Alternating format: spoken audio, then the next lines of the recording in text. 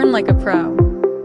You ever look at something like H2O and think, what is that? Some kind of secret code? Well, guess what? It's not. It's actually more like a blueprint, an architect's plan for building a molecule. And today, we're going to open up the assembly manual and show you exactly how to read and even write these blueprints yourself.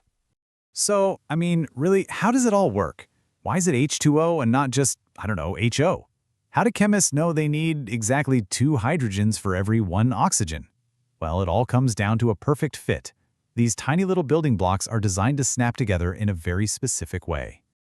And that brings us to the absolute heart of our assembly manual, the most important concept you're going to learn, valency. Think of it as the secret to understanding the connection points on every single building block.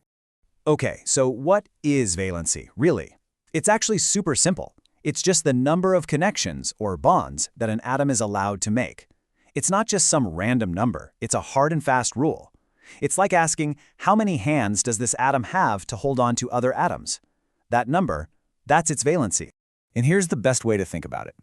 Imagine some of our building blocks have pegs sticking out, and others have holes. A stable molecule, one that's actually going to hold together, is when every single peg is plugged into a hole. No empty holes, no pegs just dangling there. It has to be a perfect match. So you can see here, the blue block has a valency of 3. It's got 3 pegs.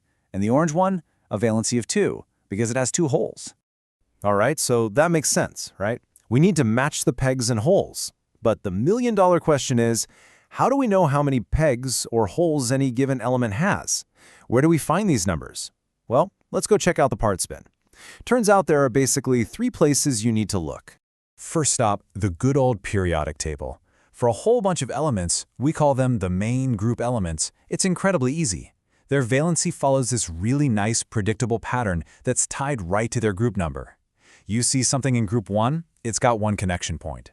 Group 2, yep, 2 connection points. Group 17, it also has 1. It's like a built-in cheat sheet for chemistry. Okay, but what about all those tricky guys in the middle of the table? The transition metals.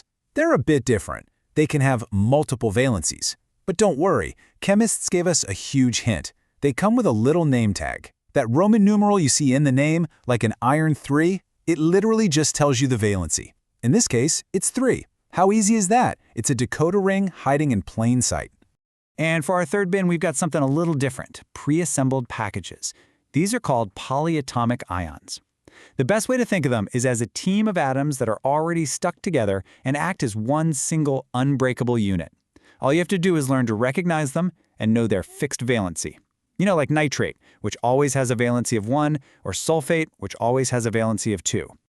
Okay, so let's recap. We have our parts, we know how to find their connection numbers. Now it's time for the really cool part, the assembly algorithm. This is the simple, almost magical trick that lets you build a perfectly balanced structure every single time. But hang on, why do we even need an algorithm? Why can't we just stick one of each together? Well, let's take a look. Here's aluminum with 3 pegs and oxygen with 2 holes. If you just try to snap one of each together, look what happens. It's a total failure. You've got a leftover peg just hanging there. That makes the whole thing unstable. The real challenge is to figure out the smallest number of aluminums and oxygens we need to make everything match up perfectly. And this is the elegant solution. It's called the crisscross protocol. And it's so simple you're going to love it. You just take the valency number from each element and you swap them diagonally.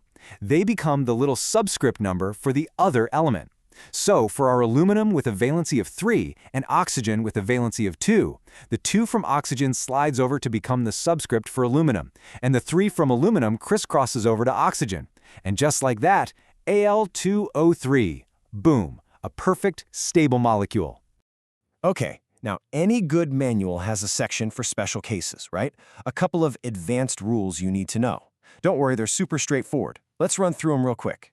First up is the easiest rule of them all. Let's call it the 1-to-1 cancellation. If your 2 pieces have the exact same number of connections, say magnesium with 2 pegs and carbonate with 2 holes, well, they're already a perfect match. They fit together 1-to-1. The valencies just cancel each other out, so you don't need to write any subscripts at all. Easy peasy. Okay, next rule. What happens if you need more than one of those pre-assembled packages, those polyatomic ions? Well, you have to protect its identity.